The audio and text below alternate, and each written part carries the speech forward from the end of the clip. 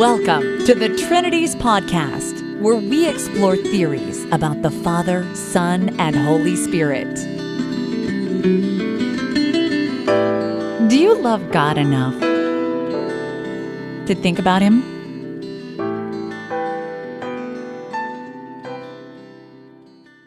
Episode 389, The Cost of Truth, Stories of Biblical Unitarian Christians.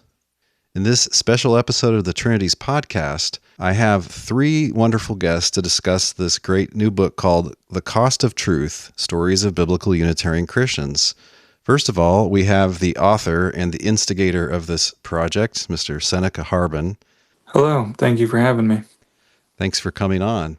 And then we have the editor of the book for Living Hope International Ministries, Anna Brown. Thanks, Dale. I really appreciate you having me on. We're glad to have you. And then we have another contributor to the book, my beautiful wife, Candise Tuggy. Hi. It only took him 12 years to have me on the podcast. It was only 388 episodes. So, Seneca, how did you get the idea for this book? Well, I'd been thrown out of probably the third or fourth church at this point in my ministerial walk of life. And I thought, this is a really common occurrence, and I bet I'm not the only one facing it. Luckily, I'd made a bunch of friends through the UCA at this point, and I just thought it'd be fun for all of us to get together. I wanted to share our stories because I know they're common amongst biblical Unitarians. But I also wanted to have something that was a little bit more lighthearted than standard rhetoric that's out there. Yeah. I believe you originally had a different title for the book. Yeah, the fun version of the book was going to be Biblical Unitarianism, How to Lose Friends and Isolate Yourself. And so, just like how to win friends and influence people, I've got these 5 steps of how to actually go through and lose friends and isolate yourself. And the funny thing is about the book, they didn't take the steps out, but they changed the title. And so now it's just this weird part of the book that only me gets the joke of. So, editor Anna, you didn't like the title? Something that was a big decision that we had to make and remake as we were putting out the book, because Seneca, we loved the book. As you're reading the book, you're going to really see that Seneca, he has this delightful, quirky, dry, sardonic, humble sense of humor. And we worried that people weren't going to get it. We actually did have a situation come up where my boss, Sean Finnegan, took the book and gave it to a friend of his who's a boomer about 2 months before we hit the big green button on Amazon. And this friend of Sean's, came back to him with the manuscript saying, "Gosh, Sean, I think all of these stories are really good, but this Seneca guy, what is he even saying? He just didn't get the jokes." No, I would like to add, everything I do is a personal joke to me. My whole life is just a big fun joke that I'm having. And it's because of all my prior experiences in life, I feel like where I'm currently at is a true blessing. And so I just try to have fun with it. I try to make the best of it. And Anna is right. No one else gets that joke. And then on top of that, the book is way better than what I wrote. Because I was just goofing off and having fun. And they actually took it and made it a timeless piece. Awesome. It wasn't just a comma here and a period there. The people who did the behind-the-scenes editing, my hat's off to them, because I write the way that I speak, and I speak like I have severe learning disabilities. And so You're silly. They're able to correct that and make it sound like English.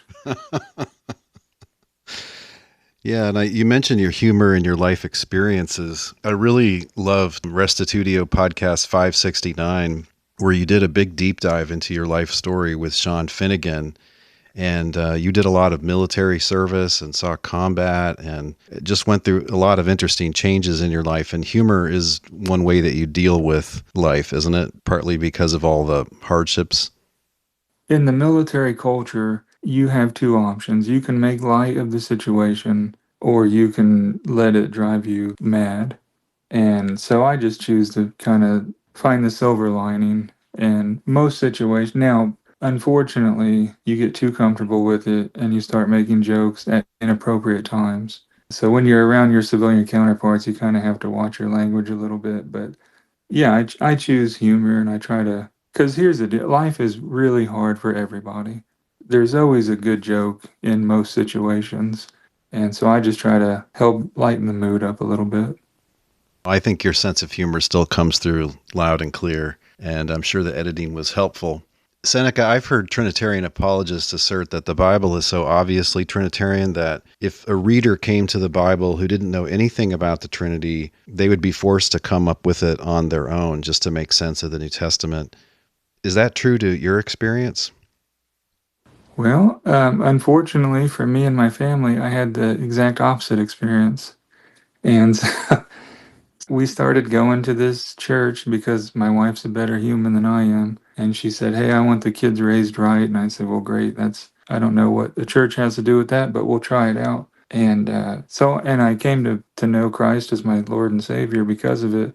But it was at this big, crazy Trinitarian megachurch, and all good people, but not very well versed in the Bible. And so when I read the Bible for the first time, I had no basis of predispositions to Trinitarianism or the modern beliefs of onenessism and all that kind of stuff. I'd read the New Testament and I'd think, wow, that's so weird. This Jesus guy, if he's got a God and a Father, I don't understand why people think they're one and the same. And I didn't know that that was extremely offensive. And so I'd ask all the silly questions that you're not supposed to, and I'd get met with all the silly answers, the ice cubes and the water vapors and the egg yolks and all the silly childish Trinitarian talking points. Mm-hmm. And the deeper they tried to explain it, the more I just thought, this is so silly. If you just let all of that go and just let the text speak for itself, it's so self-explanatory and it takes away all the layers that you have to weed through. And I just think it's a very simplistic, easy understanding of the biblical text. I remember in your long interview with Sean, you said there was a certain turning point at an Easter service. Yeah, my sweetheart of a wife, she said, "Hey, I'm done here." They were talking, in Easter, they were talking about how God died and then somehow God resurrected himself. And she said, "Man, I'm good here." So I said, "Thanks. I've been waiting. Let's leave." And so we did, and that was it for that church. Wow. And then over the years, we've tried to reconnect. Every biblical Unitarian knows this, but you get isolated. And so we've tried to reconnect over the years. And I've got a real passion for serving my community. And so I try to do that through helping other people and helping their churches grow and things like that. But eventually, it just inevitably comes up. There's some stark differences between what I believe and what a mainline evangelical believes. And unfortunately, those differences mean a lot more to them than they do to me. And so they just think we're spreading heresies and converting children and things like that. So normally we get asked, sometimes politely, sometimes not so politely, to see our way out of the door. Yeah, it's a good thing churches don't have bouncers. It might hurt a lot worse. Candise, two things about what Seneca said reminded me of your experience. One was just, hey, this is simple. And once you learn it, you just kind of see it everywhere in the Bible. But the other is the isolation. You homeschooled our kids for a lot of their schooling. How did this play into that? When we were homeschooling, I was looking for a group of believers or a group of homeschooled parents that believed in God, and they were numerous in our area, but I tried to join one. They said that they were a Christian group. I'm not going to say the name of the group, but they did not allow us to join because we were Unitarian. We didn't believe in the Trinity. Yeah, if you're in the homeschooling world, there's basically two kinds of homeschoolers. There's conservative Christians and there's hippies. So she got stuck with the hippies. She'd be like the only Christian there. Candace, this resonates with me a lot, even though I'm on the other end of it. I have 2 kids under the age of 2, a sweet little baby, and my toddler daughter, Valerie. And we are looking at maybe becoming homeschoolers in a few years. There's a lot available in Louisville, Kentucky. But I've already had this conversation with so many of my friends. Like, can I join this group? This group seems so great. They have wonderful resources. Can I even join them? Or, I have friends who are Unitarians who have told me that they just lied and they just signed the statement of faith and they just said, like, we worship God in 3 persons. And they're just like, look, I really want to have a great education for my kids and I just don't know what to do. I mean, these are really difficult issues. They are, and it really hurts really bad when you're trying to reach out and get friends for your kids and friends for yourself. It hurts to be rejected in that way, even though, we're Christians too. Yeah, absolutely. Supposedly it's not personal, but it feels pretty personal. There was a really great episode of the UCA podcast about this very subject with our friend Amanda Dunn. That was really, I thought, another kind of deep dive into that world and that dilemma. When the Trinities podcast returns, what's the intended audience for this book?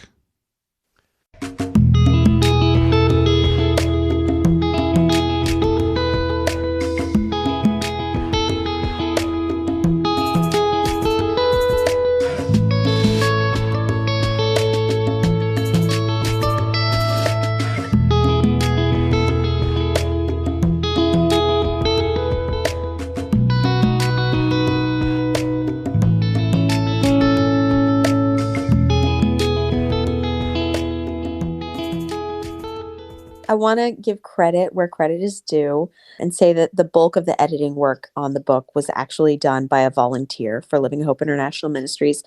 His name is Dave, and he lives in Anacortes, Washington. He's a biblical Unitarian who just really has a knack for editing, really just has a talent for it. And he offered himself to us as on a volunteer basis. Very kind of him to do most of the work. What I do for Living Hope when it comes to publishing is we call me a project manager, and I take the book through every stage from the beginning of the manuscript prep all the way through the cover and marketing and copyright information and making sure it's on Amazon and, on Kindle. It's going to come out in Kindle this week. So that's what I do. Could call you a senior editor, Sure. That's a great idea. We call me just like the publishing manager, the publishing project manager. Cool. Because I like hire and fire people on the internet to do little odd jobs and all this stuff. Uh-huh. I would like to add to when Anna says that she's the project manager, she would call me and say, hey, your title sucks, and we're not going to publish this book if we use it. And I would say, yes, ma'am. And then she would call me and say, your cover is a joke. We're picking something else. And I say, yes, ma'am. Seneca, I was so kind. I was so diplomatic about those conversations. He's just paraphrasing. No, but I will say that this book is a very exterior expression of the quality of resource that Anna Brown is.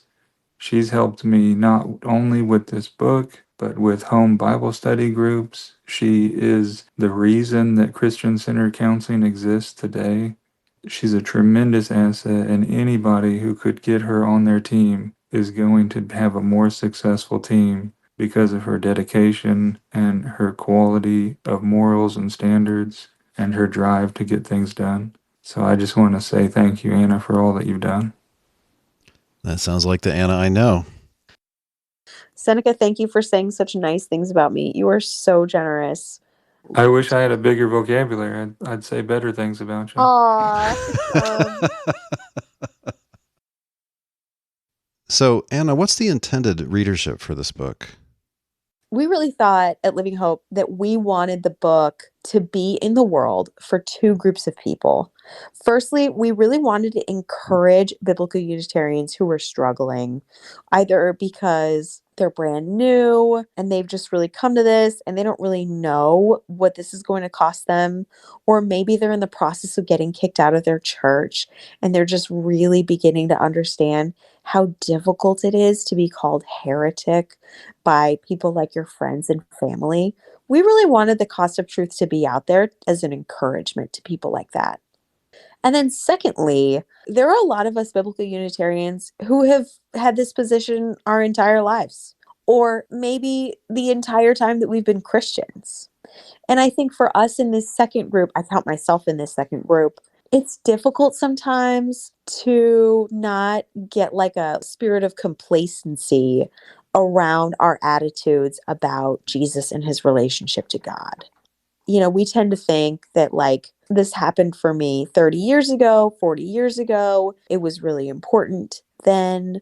Or maybe, I've never had any trouble with this. It's never been really that big of a deal to me. The knowledge that, Jesus is the Son of God. And we really wanted to get the book into these people's hands because we want to inspire people to realize like, hey, this is happening right now. And to the people in this book who have changed their minds about the Trinity or who have come out of a high control religious group, this is very important. This really matters in their Christian walk. And so we wanted to push our more seasoned biblical Unitarian brothers and sisters to get out of complacency and be inspired by the stories of how important and how immediate and how impactful this truth is, changing people's lives right now. It didn't matter the background that we all came from, the authors of this book, the JWs, the Jewish, pagan, Baptists. We all started by asking these questions, what was true? We asked for advice, but in the end, we all had to look at the Bible for ourselves and read it and really look at just the words on the page and figure out what do we actually believe that these words are telling us. And we became biblical Unitarians. We decided that Jesus and God weren't the same thing. Once we decided that we would go public with this to our friends or family or anybody else, there was a cost, and the cost hurt. I was crushed by my parents' reaction. It hurt. Others were crushed by the reactions that they got. But Jesus did say, take up your cross and follow him. For whoever wants to save their life will lose it, but whoever loses their life for me will find it. And I feel like I found it. Candise, that was so beautiful. When the Trinities podcast returns, were there any surprises among the chapters submitted for this book?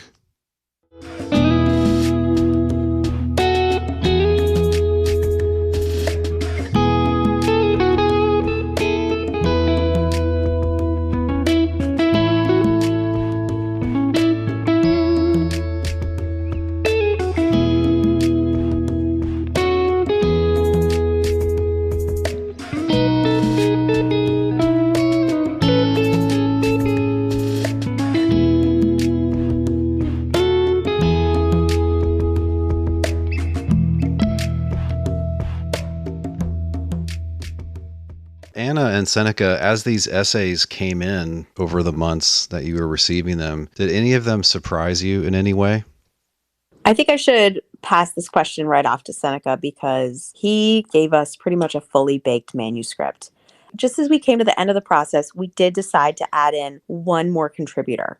But other than that, all of these came together with Seneca. So I was kind of surprised by what people did and didn't feel comfortable with sharing in the book, but I thought everyone did an absolutely amazing job. And some people, they had their chapter back in a week. Some people like Seth Ross held up the project for several months. But everyone did a really good job.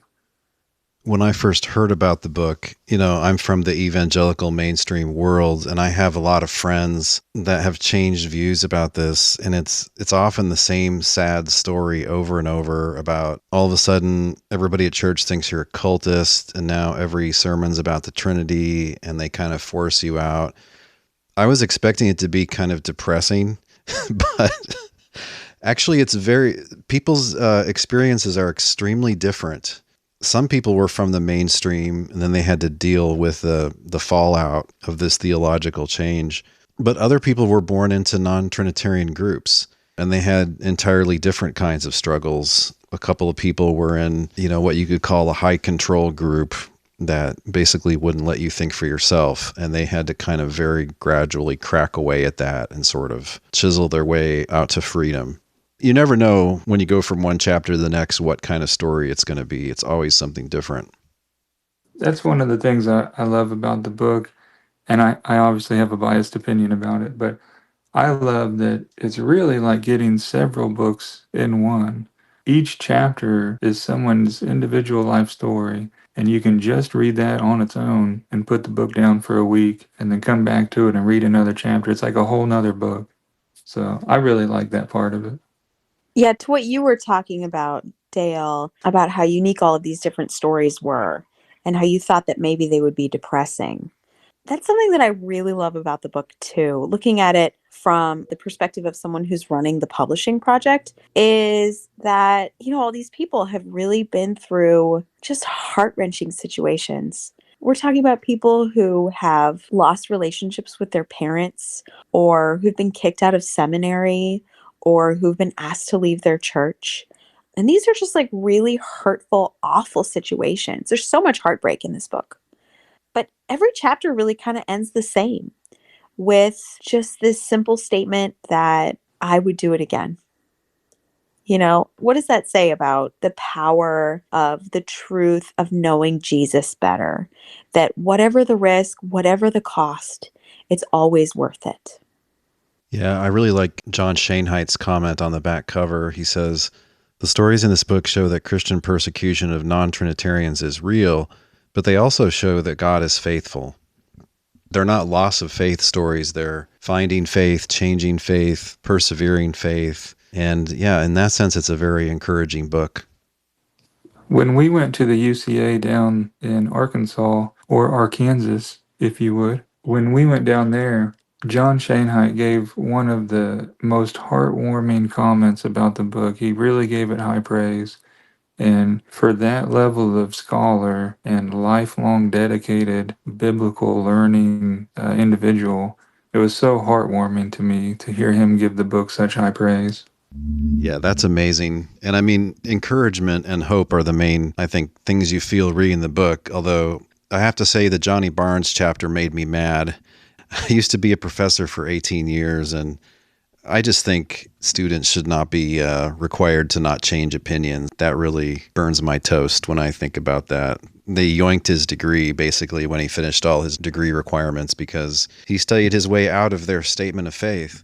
Well, guys, get a better statement of faith if you don't want that to happen. There's no promise when you go and study in a subject it's going to come out with one result, That's not how studying works. Well, and the funniest thing about Johnny is he's really good at biblical exposition. And so when he's reading the true ancient languages of monotheists and then comes to an understanding of God in a monetarian way, I just think what a testament to the school. Like they achieved their goal. You read the original language and now you hold God in the original view. Great job. Kudos to that school, but they didn't see it that way. Yeah. I understand why they want to have a statement of faith, but I just think it should be for professors and not for students. That's interesting that you say that, Dale, from a professorial perspective. In chapter 9, we had the same thing happen to Suzanne Lakin. She was studying in an online program and it sounded like it was just a really excellent program. And she couldn't get them to give her degree either. Yep. What a nightmare. Yeah, she was having, as I recall, honest conversations with one or two professors, and it's not an argument to exclude people or to rip away an award that people have legitimately earned. This isn't a way to convince us. When I sent out the original, there was, I think, 5 bullet points I wanted people to cover. And the last 2 were, what has your faith cost you and why is it worth it? And so that's kind of how they all finish on such a high note, because unanimously, every one of us agrees it's been very painful. It has cost us much, but it's so much worth it to know God and to know His Son Jesus and to give both of them the praise and honor that they deserve. Anna and Candice, what were some moments in the book that stood out for you as you were reading through it? What are some of your favorite bits? I do want to mention that I am delighted by Seneca's writing. I think that it's so important, especially in a book that has such like a heavy material in it, that Seneca's dry humor would bring in such levity. I thought it was so fun. And I could definitely see myself in his 5 steps to lose friends and isolate yourself. Haven't we all done that when we learn something about theology? True. I was talking to a person recently who's in the closet, so to speak. They operate in the Trinitarian world, but they are Unitarian in their belief. And I said, let us know if you want to come out someday. It'll be fun. It'll be like that monk in Vietnam that set himself on fire in the street. Okay, it's not that bad. That's a little melodramatic. I enjoyed the last chapter with Seth Ross, where he talked about grappling with the truth and trying to make himself believe in the Trinity, and he couldn't do it. I thought that was interesting. Yeah, I tried that too. It didn't work. At the risk of taking over our conversation, I worked so much on this book, and I just really came to just love so many different parts of it. And in particular, I'd like to just read a line from Bill Schlegel's chapter. He says, quote, "I felt a bit like the blind man in John 9 who came to see and believe that Jesus is the Messiah, but the religious leaders told him, 'Get out of here,'" end quote. Yeah, excellent. Actually, my favorite chapter, Candice, is yours. What? You write about your experiences all the way back from childhood. You have this beautiful sentence. It says, "Throughout my life, despite all the moving from church to church and state to state, God had His hand on me." It's true. And I just think that as you are telling us about your life experiences, about having to leave churches, about growing up as a young woman, as a Baptist, not understanding the Trinity, meeting Dale, getting married, and then going from different situations and having your family grow, and then changing your mind about the Trinity and all the loss that came after that. I just thought that just written all over the pages of your chapter, Candice, in invisible ink are the words, "God was always there." Mm-hmm. I just want to take your chapter, Candice, and hand it to some of our friends who are new biblical Unitarians. And I just want to tell them, someday you are going to be able to write a story like this. Someday this heartache is going to be in the rearview mirror. Someday you're going to find a community. Someday you're going to feel loved by other people who understand your views. And someday you're going to just count this cost as so worth it. I think that that's something really powerful that your chapter has to say, Candice. Well, thank you. You're so welcome. But also, I love so many of them. Ryan Russell is such a tenacious seeker of truth. I was really intrigued to learn about all of his study as he learned about Jehovah's Witnesses, as he left that high control religious group. I want to be fair to Will Barlow. I always love reading Will Barlow's story. Will is my pastor here in Louisville, Kentucky. And because we're both from a way background, our stories sound pretty similar theologically. So I tend to overlook Will. But I love what he wrote. And then Johnny and Suzanne just had that real heartbreak of not being able to receive their degrees. And I can't imagine putting all that work in and then not being able to get what you are owed. Yeah, I know. At least you want something to show for it, right? Yeah. So I just think that each of these are so beautiful in their own unique way. And I was so pleased when we got a shot at this manuscript, at taking it and at, making it live as this beautiful book. I loved a lot of chapters, but Will's was one of the ones that stood out to me. And he writes, "We have been blessed to find more kindred spirits spread around the world than we ever knew was possible." And that's a common thankful sentiment that I run into being involved in the UCA. A lot of times people feel like they're alone or nearly alone, or it's just me and my group and things like that. And then, it's a blessing, and it's encouraging to know that there are other people who are heading down the same paths of truth. Seneca, a couple of times we've mentioned your 5 steps, and step 4 is trying to share your faith with others and being obnoxious about it. And step 5, losing friends and isolating yourself because there aren't any real Christians around to have fellowship with, or being kicked out of anywhere that doesn't share the same beliefs as you. I feel like a lot of internet biblical Unitarians are at step 4.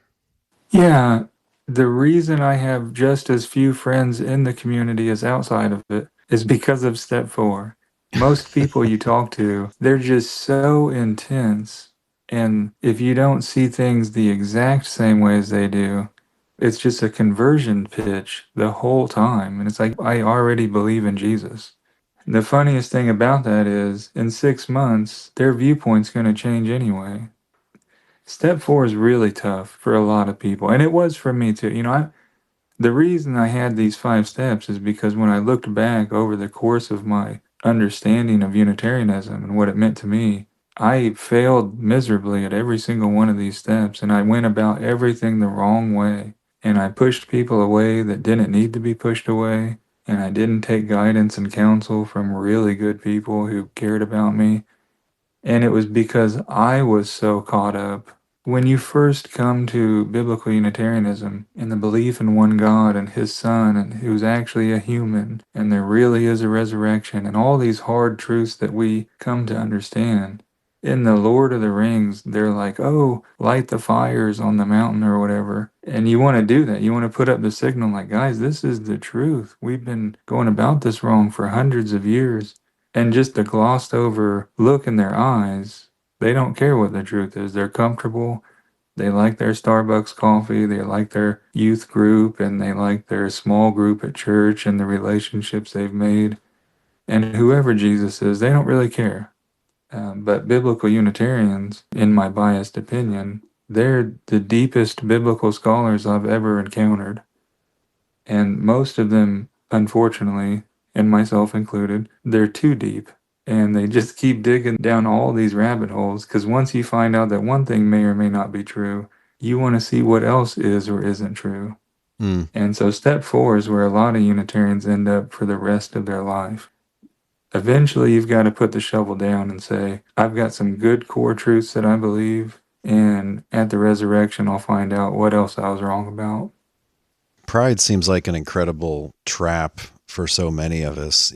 We tell ourselves, what's more important than God and Jesus and understanding the Bible? And yeah, your average guy and gal in the pew doesn't necessarily think very much about it, and they just kind of rehash the same kind of lame arguments and stuff. And you can get to thinking that you're really, really great.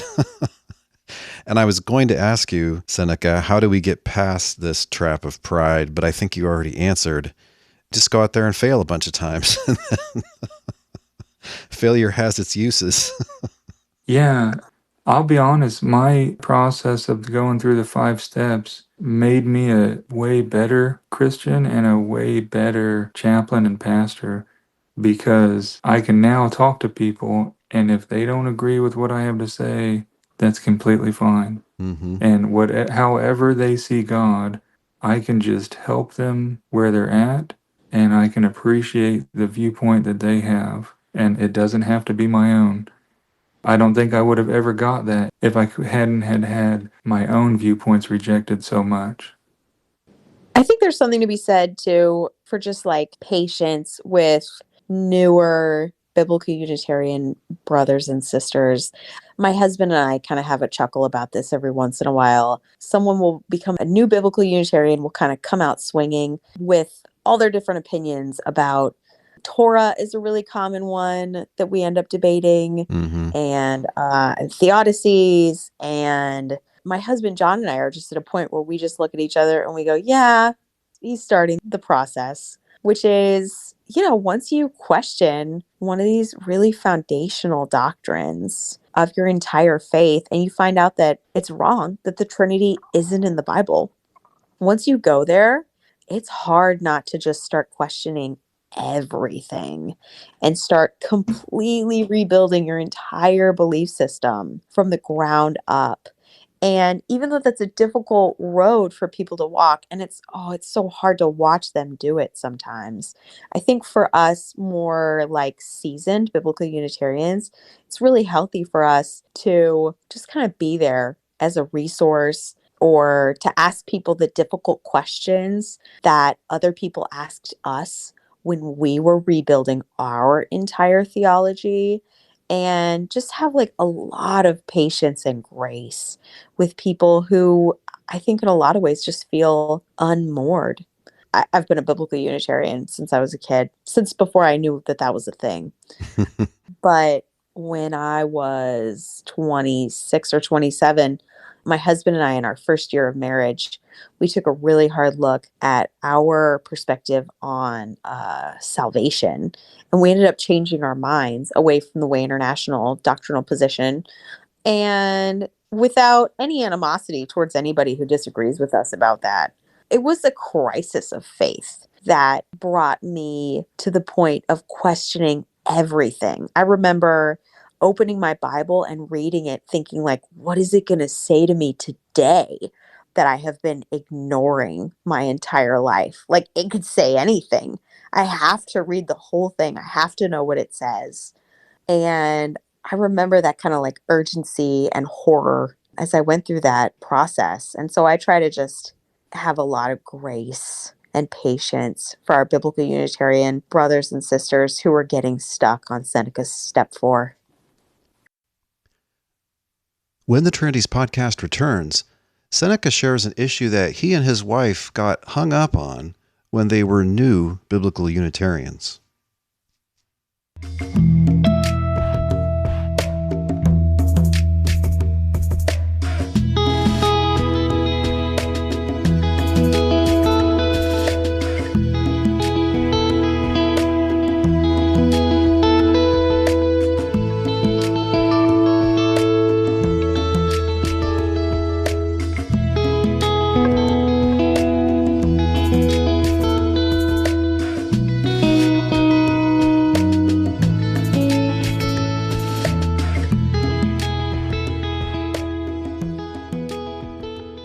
My own guilty admittance, and I think my wife kind of went through this with me. The name of Jesus, if it's Yeshua, and if we can pray to God our Father in the name of Jesus, and it will happen according to him, but I'm calling him Jesus and not Yeshua, his own name, am I not praying correctly? Are my prayers not going to be answered? And I look back and laugh at that now, because I think God speaks English too. But for a while, it was a big deal. I thought, man, if I don't use the right name, I'm going to fail, or, I'm going to get it wrong. And now I'm just like, oh my, who cares? I don't think God cares. If I spoke a different language, it'd be something else anyway. Thank God that the Spirit can intercede for me and that God can look at my heart and not my silly words that I'm trying to use. Yeah, I think that's a wise comment both of you are making, to have some grace on people going through the different stages. A lot of teenagers go through a "my parents are idiots" phase of life. Eventually they grow out of it.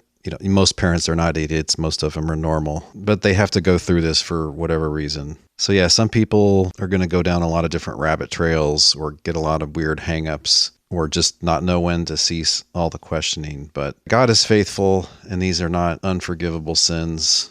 That's a good perspective, I think.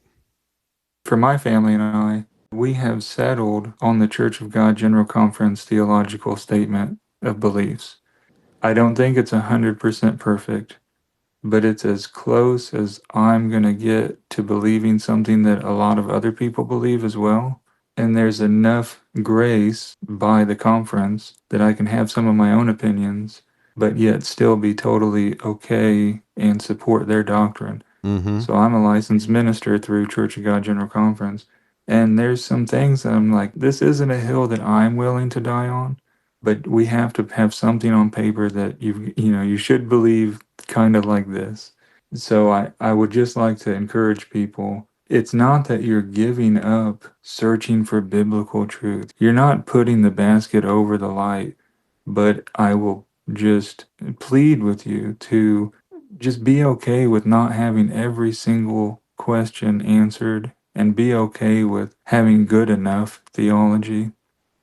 You can do a lot with good enough. You don't have to be perfect. You don't have to be the smartest biblical Unitarian that's ever lived. That's a good comment, Seneca, and that's true about the Church of God General Conference, and it's true of other healthy churches. Will Barlow's church, Sean Finnegan's church, they have the statement of faith that the congregation and the leadership have picked out, but, it's not the Spanish Inquisition if you're not so sure about article number 11 or whatever. It's a statement by the group. It's not that they're policing this and, are equally sure of everything and so on. They hold it with a lighter hand. It's a more mature attitude in a world where even people following God, can't seem to agree about, theories of divine providence or how to interpret Revelation or how some of the spiritual gifts work and things like that. I would like to circle back. One thing that Anna said that's beautiful is giving grace to our brothers and sisters as they grow, just as we needed grace ourselves. But Seth Ross stole the entire book. He got the last chapter in the book. It's the best one in the book. I hate to admit to it, but it was worth the wait. But on page 157, he says, Biblical Unitarian Christianity is the air I breathe. I don't wake up every morning expressing deep gratitude for it. It's just who I am and what I do all day, every day. However, if a man is drowning, when he finally reaches the surface, the air he inhales brings new life in a sudden and dramatic way. And so, like she was mentioning, when we first come to Biblical Unitarianism, you were on fire as a Christian and you were just getting after it. And that's a great thing to do. But as you're more seasoned, and some people have been Biblical Unitarians for 6, 7 decades now, you kind of ease up on it and you just say, okay, there's a certain point where my education and my learning is going to get in the way of my ministry. And I can either read another book or I can go out and be the hands and feet of Jesus. And you've got to get to a place where you're comfortable in both of those categories. So, Seneca, we didn't have a lot of time to go deep into your story, which is unfortunate because you're an extremely interesting person, not to mention the obviously good sense of humor and the humility that's right on the surface. You already mentioned Christian-centered counseling. Tell us about that and tell us some other things that you're up to these days. Yeah, so my life sounds like a giant lie, but most of this is true. I'm the founder and lead pastor of Jesus Only Ministries. We preach at an old folks home or a senior citizens community. Not once have they ever asked me about the doctrine of the Trinity or conditional immortality or eternal conscious torment. Those things just don't come up in the church that I run. We talk about Jesus and his love for us and the forgiveness of our sins because of his finished works. I'm also a chaplain for a local law enforcement agency. I run an organization, Veteran Support Ministry, where we meet weekly, and there's only 2 rules. You have to be a veteran to be in the room, and you have to be respectful to everybody else in the room. And we help brothers and sisters from the military culture come to know Jesus as their Lord and Savior.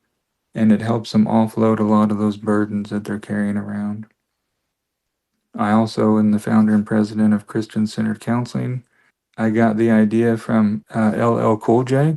Back in the day, he started a company called FUBU, For Us, By Us, and it was African American clothing for African American people. And I thought, well, why don't we have a pastoral counseling organization for biblical Unitarians? And so I took the For Us, By Us mentality, and I got a team of amazing, wonderful people together. And Anna is one of the current board members and a foundational member of that organization. She's the reason everything looks good. She built the website. She's helped with all kinds of tremendous things. She really helped solidify the original team. I'm the Director of Veterans Affairs for my local government. I'm on the Problem Solving Court, the Veteran Treatment Court. I run the peer mentor program and do disability claims and educational benefits claims for these people. And I coach youth sports. Most of the time, I'm a full-time student. I've got 3 daughters, an amazing wife who's my high school sweetheart, and the bedrock of everything that I do. I couldn't do what I do without her support. And she's just a tremendous person. Been with her since I was 15. Best decision I ever made, probably one of the worst that she has. I used to joke around with people. They say, "How did you get such a smoking hot wife?" And I say, "Well, I took a lesson from churches and tobacco companies. I got her when she was too young to know better." And so that's pretty much what I do. I also just recently started a for-profit organization where I do motivational speaking to at-risk and justice-involved youth. That's a lot of fun. I want to tell people when your platform is only religion, you're gonna inevitably lose everyone who doesn't share that same value system as you. And I want to help the youth to understand that they do have value, that they were created for a purpose, and that they can achieve their dreams no matter what they are. And then on top of all that, I forgot I'm a licensed minister with the Church of God General Conference. That's awesome, man. You are a pillar of your community and a light, I'm sure. Without the Alliance, I wouldn't know any of you. And it's been so impactful for my life. And I just really appreciate those efforts and the overall camaraderie that I've experienced in the Unitarian community. Like Anna's overwhelmingly helpful. Dale, you've always, anything you can do to help out, the Church of God General Conference. Brian Hall, if you don't know him, he's a fun guy, but he told me, I said, "Man, everyone is so helpful." And he said, "Well, because there's no money in it." And so I always thought that was funny, but no, I mean, the community as a whole, just the willingness to work together for the grand purpose of Unitarianism, I think it's beautiful. Yeah, that's awesome. I was talking to a dear friend of mine today, and I mentioned this interview that I was going to do tonight, and I'm like, "Wait, do you know Seneca? Do you know Anna?" He's like, "No, I've never got to those conferences." And I'm like, "Oh, you're missing out. There are so many wonderful people there that you and your wife would just love to meet." Maybe he'll make one of these days. He's up in Western New York. He does have some fellowship happily, so it's not like they're totally isolated. But man, they've got a terrible story about interactions with Trinitarian churches. They're just ridiculous. I never would have thought that the day I met Anna Brown rapping on stage, that years later she would be instrumental in the overall success of anything Unitarian that I've done. That's hilarious. Guys, thanks so much for reminding me, Seneca, of how cool I used to be before I had this second baby. I just feel like I just change diapers and go desperately from like errand to errand. And like, man, it's so nice to remember the importance of this other work that we're doing. I just can't wait to like get my head out of the sand and keep those babies coming. You're making the world a better place. Aw, thanks, Dale. Literally. There'll be time to do the other stuff too. Yeah, yep. It's all John Brown. It's those cheeks, man. they're so stinking cute. They get it directly from him. Yeah, and it's not all him, but yeah, we won't deny it's partly him. It's been a real privilege to have you with us today, Seneca, and to talk about this new book, The Cost of Truth. And also thank you to the amazing Anna Brown. Thanks, Dale. And to my wife, Candace. Thank you. And we'll have you on another 280 or so episodes, if that sounds about right. Probably be good with me.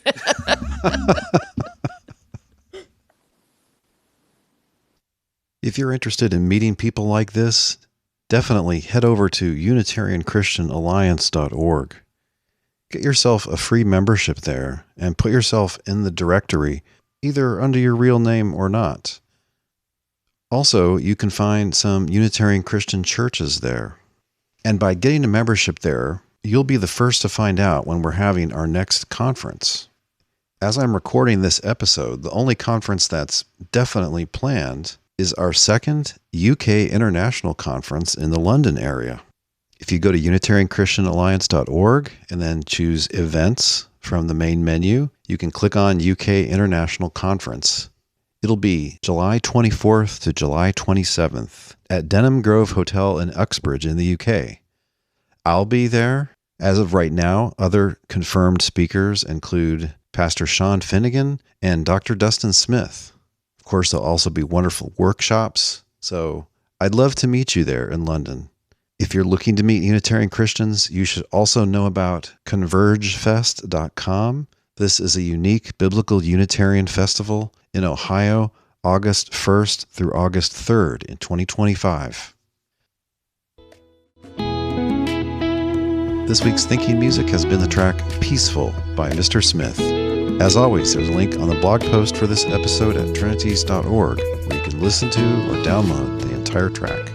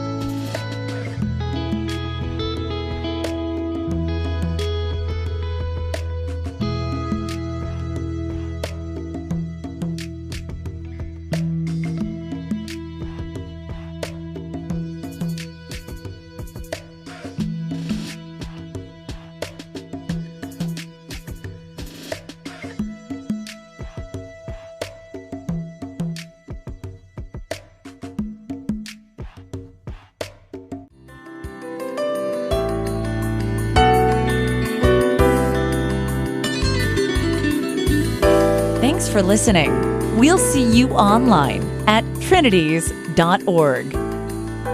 Till next time, don't forget to love God with all your mind.